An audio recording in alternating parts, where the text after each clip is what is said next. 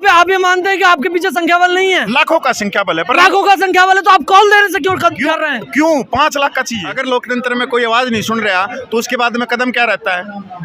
टंकियों पे चढ़ना ही रह गया, रेल रोकना ही रह गया। एक एक सैनिक को लेके आना चाहते हैं कि दो दूसरे छोर पे भी बैठा है जिसको अभी तक पता ही नहीं, उस सैनिक को भी दिल्ली आना पड़ेगा। रोज खड़े रहते हैं कांग्रेस बीजेपी, कोई सिलेंडर को सिर पे धर लेता है, कोई गरीबों को धर लेता है, और तमाम देश की राजनीतिक पार्टियां तब सब जाती हैं। संसद को ये कहीं कान खोल के सुन ले, कहीं यहाँ पे 2024 में वोट मांगने के लिए आ जाए। जो हम मांग दे रहे हैं इनके ऊपर हमने पूरा का पूरा हमने समाधान। सैनिक आ गया तो अनुशासन हो गया, सैनिक आके रोड के ऊपर बैठ गया तो सैनिक को डिसिप्लिन बता दिया कि तुम डिसिप्लिन। सैनिक भाइयों मेरी कान खोल के बात सुन लो, 5 लाख चाहिए, 5 लाख। 30 मई की एक जो कॉल है वो यहाँ पर पूर्व सैनिकों के द्वारा दी गई है, जो इनकी फेडरेशन है उसके द्वारा। थोड़ा सा नमस्कार, मैं हूँ प्रतीक चौधरी और आप देख रहे हैं संवाद वाला। 30 मई की एक कॉल इनके द्वारा दी गई है, जबकि इनके जो 100 दिन हैं वो पूरे होने वाले हैं, जिसमें कि जो तमाम जो पूर्व सैनिक हैं वो अपना अपना ज्ञापन है वो अलग अलग जगह पर सौंपेंगे। सर, तीसरी कॉल है, कॉल पर कॉल। कितनी कॉलें देंगे? पूर्व सैनिक भी ऊब चुका है आप लोगों से। मैं सबसे पहले तो पत्रकार महोदय का धन्यवाद करना चाहता हूँ। कॉल पे कॉल होगी, बीमारी भी तो 25-75 साल पुरानी है, उसको पैरासीटामोल या इंजेक्शन से थोड़ी ठीक कर सकते हैं, वो तो बाईपास सर्जरी मांग रही है। अगर ऐसा ही हो कि एक ही कॉल से सारा ठीक हो जाता तो फिर घर पे ही बैठ जाते। लेटर तो हम लिख ही रहे थे 14.5 साल से, यहाँ कॉल पे कॉल 23 आंदोलन करे हमने। 23 आंदोलनों में हमने टंकियों पे चढ़ के हमने मतलब मृत्यु करने इच्छा मृत्यु की मांग करी है, टंकियों पे चढ़ के आत्महत्या की कोशिश करी है। इंडिया गेट पे कीटनाशक दवाई पी है पंजाब के पूर्व सैनिकों ने, रेल रोकी है, सद्भावना बस रोकी है, 13 मुलाकात माननीय रक्षा मंत्रियों से की है। जब आज तक हम नहीं थके तो पत्रकार मुद्दे आप क्यों थक रहे हो? क्योंकि ये है ही बहुत लंबा। अगर एक दिन में हो जाता तो लो, एक दिन की रैली हम कर लेते हैं यहाँ पे, एक दिन की रैली करने के बाद में हम हाथ झटका के घर पहुँच जाते हैं। अब तमाम जो बातें हैं वो कर रहे हैं कि हमने रेल रोकी है, हमने कीटनाशक पिया है, ये किया है, वो किया है। क्या ये जो काम है, ये एक पूर्व सैनिक जो कि एक काफी डिसिप्लिन में रहता है उसका ये काम है? क्या उसके ऊपर ये जो कार्य है ये उचित है, उसे करना उचित है? मैं इसका जवाब दूंगा। आर्टिकल 19 क्या कहती है कि आप अपनी आवाज़ उठाओ। आप किस तरह से उठाओगे? जब सरकार के सारे दरवाजे बंद हो जाएं, आप ऐसा मत सोचो कि जंतर मंतर पे हमें इतनी आसानी से बैठ गए, ये माइक और मंच हमने ऐसे आसानी से मिल गया। ये छीना गया है 14.5 साल के संघर्ष में बहुत सारे बुजुर्गों के द्वारा। 2015 के अंदर यहाँ पर ऑफिसर रैंक ऑफिसर पेंशन के लिए टेंट लगा था। उस समय पंजाब के 5 सैनिक यहाँ पर आके उनकी बगल में टेंट लगा था और 4 सैनिक भूख हड़ताल में बैठे थे। नायक हरपाल, सूबेदार प्रगट साहब, हरभजन साहब, ये आदमी भूख हड़ताल पे 13 दिन बैठे थे। जब जाके थोड़ी सी पेंशन मिली थी 1 रैंक 1 पेंशन में, जो बढ़ोतरी हुई थी 900 रुपये से 1900 रुपये। अगर लोकतंत्र में कोई आवाज़ नहीं सुन रहा तो उसके बाद में कदम क्या रहता है? टंकियों पे चढ़ना ही रह गया, रेल रोकना ही रह गया। ये भी ये जो किसान थे जो बैठे थे, क्या वो किसान देश का पेट नहीं भरते? वो जब रोड जाम नहीं कर सकते, जब उसकी लोकतंत्र में सुनाई नहीं होगा तो रास्ता क्या है मेरे भाई? ये भी तो बता।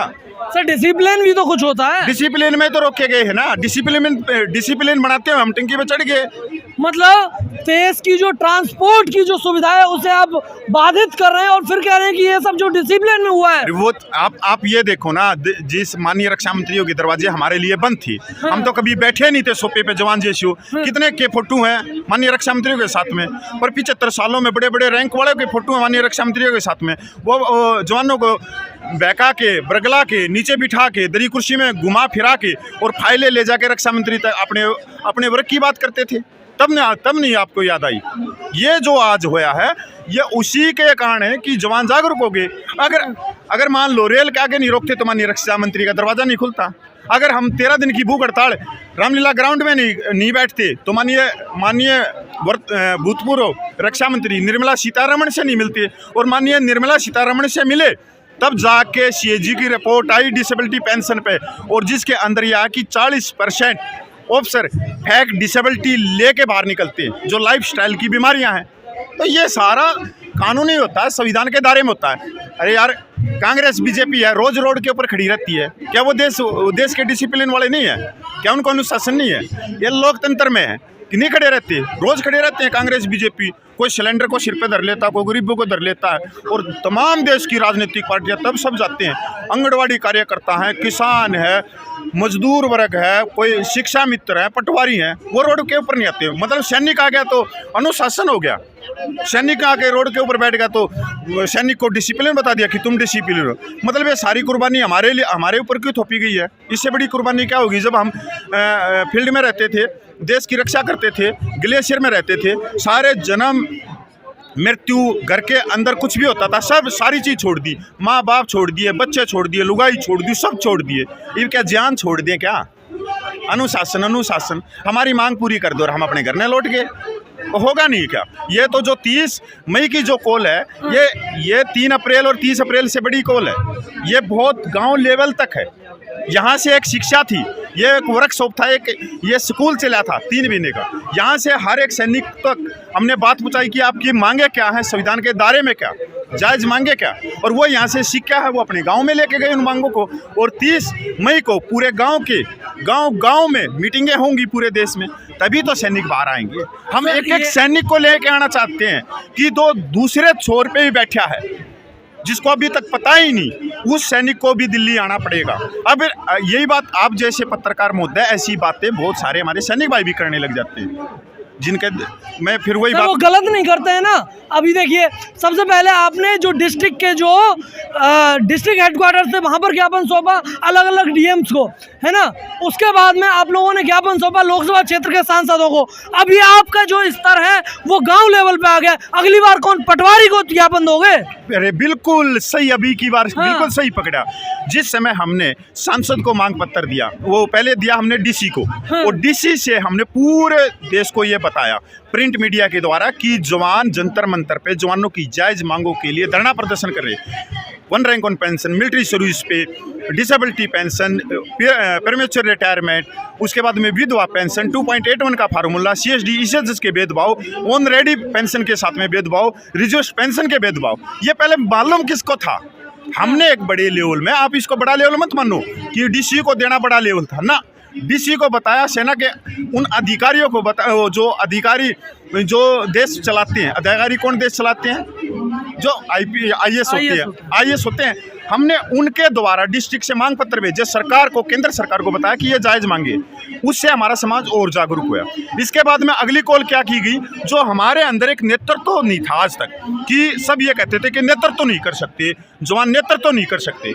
इस नेतृत्व को हम अपने सैनिकों तक लेके गए, और वो उस नेतृत्व को किसने किया?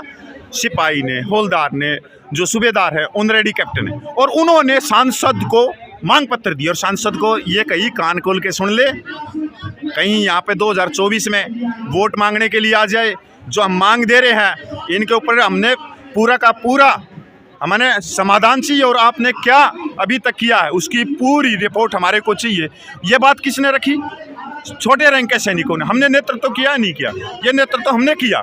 ये बात है असली चीज़ में, क्योंकि इस समय तक आप ये कह रहे हो कि आप गांव लेवल के स्टैंड तक आ गए। अरे असली गांव, असली भारत तो गांव में बसता है, और असली जो सैनिक हैं वो गांव में बसते हैं। अभी भी एक दूसरे शोर पे हमारे सैनिक बैठे हैं जिनके पास में छोटे मोबाइल है, उनके पास में जागरूकता ही नहीं गई है। हम बात करें, चलो हरियाणा की बात कर लें हम, या उत्तर पश्चिम के जो नज़दीक इलाके हैं, दिल्ली के नज़दीक है, यहाँ पर अखबार सुबह 5 बजे आ जाता है। पर हम राजस्थान की बात करें, हम मध्य प्रदेश की बात करें, उड़ीसा की करें, तमिलनाडु की करें, या कलकत्ता की करें, उनकी बात करें तो वहाँ अखबार 12 बजे आता है। आप फोनों की छोड़ दो, बाड़मेर, जैसलमेर, ये जो जोधपुर है, ये इलाके 300 किलोमीटर के अंदर फैले हुए ढाणी में रहते हैं। वहाँ से सैनिकों को लेकर आना पड़ेगा। हम अभी 100 आदमी हैं, हम 1 लाख क्यों ना हो? मतलब एक आदमी को जागरूकता होगी। वो आदमी कह रहा है कि बड़ी कॉल कर दो। बड़ी कॉल कौन सी कर दी? बड़ी कॉल तो जब होगी ना जब हमारे पीछे संख्या बल होगा। आज है आप ये मानते हैं कि आपके पीछे संख्या बल नहीं है? लाखों का संख्या बल है, पर लाखों का संख्या बल है तो आप कॉल देने से क्यों कर रहे हैं? क्यों 5 लाख का चाहिए? 5 लाख का मतलब 28 लाख में से 5 लाख पूर्व सैनिक भी आपके साथ नहीं है आज? नहीं, अभी नहीं, क्योंकि उनके पास जागरूकता नहीं पूछी है। आज की कितनी संख्या है जो आपके साथ में इस ये 1.5-2 लाख पूछा सकते हैं। अब आज के दिन हम 1.5-2 लाख पूछा सकते हैं, पर रामलीला ग्राउंड में 5 लाख चाहिए। सैनिक भाइयों मेरी कान खोल के बात सुन लो, 5 लाख चाहिए, 5 लाख, समझे? अगर आप ये ऐसे बात कर रहे हो, दिल्ली के अंदर 5 लाख सैनिक हैं जो पेंशन लेते हैं दिल्ली के अंदर। हरियाणा के अंदर 3.25 लाख सैनिक हैं जो जंतर मंतर पे एक दिन भी नहीं आए, अभी तक एक दिन भी नहीं आए। कि ये कितनी बड़ी बात है। तो उन सैनिकों को भी यहाँ तक लेके आएंगे। पहले भाई मैं भी सो रहा था, सब सो रहे थे, हम उस सोते हुए में से तो यहाँ तक पूछे हैं, और सोते हुए को और ज्यादा बढ़ाना वो एकजुट। कपिल फौजी की बातें कड़वी लगती हैं, कपिल फौजी कड़वा बोलते हैं, इस वजह से जो पूर्व सैनिक है वो आपसे खुश नहीं रहता है। मत रहने दो। देखो पता है क्या, बहुत सारे सैनिक भाई ये कहते हैं कि कपिल भाई मैं तेरे साथ हूं। क्यों भाई मेरे साथ में? अपनी मांगों के साथ में हो जाना। कपिल के साथ में रहेगा तो 1 या 2 दिन रहेगा, अगर मांगे पकड़ ली ना तो 1000 दिन अपनी मांगों के साथ में रहेगा। यहाँ पर 3 महीने निकाल दिए हमने, और 3 महीने कैसे निकाले सैनिकों में? मेरे साथ में नहीं है, ये अपनी मांगों को पकड़े हुए। कपिल फौजी को क्या किसी से वोट लेनी है? कपिल फौजी को क्यों भाई कड़वा नहीं बोले? और कड़वा किसको? मैं किसी का नाम नहीं लेता। अगर मैं कहता हूँ पिछल लोगू चमचे हमारे ही जो निचले रैंक के सैनिक जो रिटायरमेंट होगी और वो चमचागिरी कर रहे हैं, आज भी नहीं छोड़ रहे, और मीर जाफर का काम कर रहे हैं, और उसके अंदर कोई आदमी ये कहता कि यार कपिल भाई ने मीर जाफर बोल दिया। भाई मैंने तो तेरा नाम ही नहीं लिया, तूने हाथ खड़ा करके ये कह रहा है कि मीर जाफर बोल दिया।